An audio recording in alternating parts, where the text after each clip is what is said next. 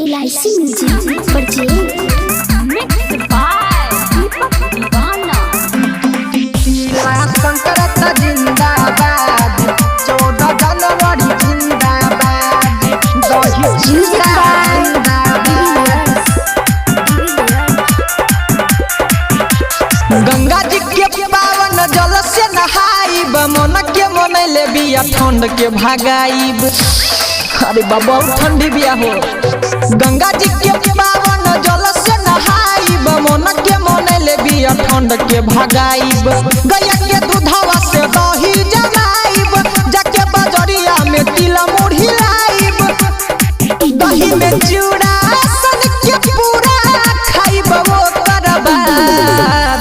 मकर संक्रांति जिंदाबाद जिंदाबाद जिंदाबाद ले मुढ़ी जिंदाबाद जिंदाबाद जिंदाबाद 14 जनवरी जिंदाबाद जिंदाबाद जिंदाबाद दही चूड़ा जिंदाबाद जिंदाबाद जिंदाबाद तिला संक्रांत जिंदाबाद 14 जनवरी जिंदाबाद लाई मुरही जिंदाबाद दही चूड़ा जिंदाबाद दही में चूड़ा सान के पूरा खाइब वो करबाद। दही चूड़ा जिंदाबाद लाई मुरही जिंदाबाद तिला संक्रांत जिंदाबाद लाई मुरही जिंदाबाद तिला संक्रांत जिंदाबाद 14 जनवरी जिंदाबाद तिला संक्रांत मना ले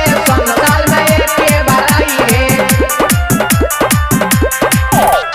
14 जनवरी के तिला संक्रांत तिला संक्रांत हो तिला संक्रांत 14 जनवरी के तिला संक्रांत एहो झूमी घूमी लाई खायब सब के दुआर। तिला वाला लाई हम सब के खियबै हो झूमी घूमी लाई खाइब सब के दुआर। दही में चूड़ा सन के पूरा खाइब वो करबाद।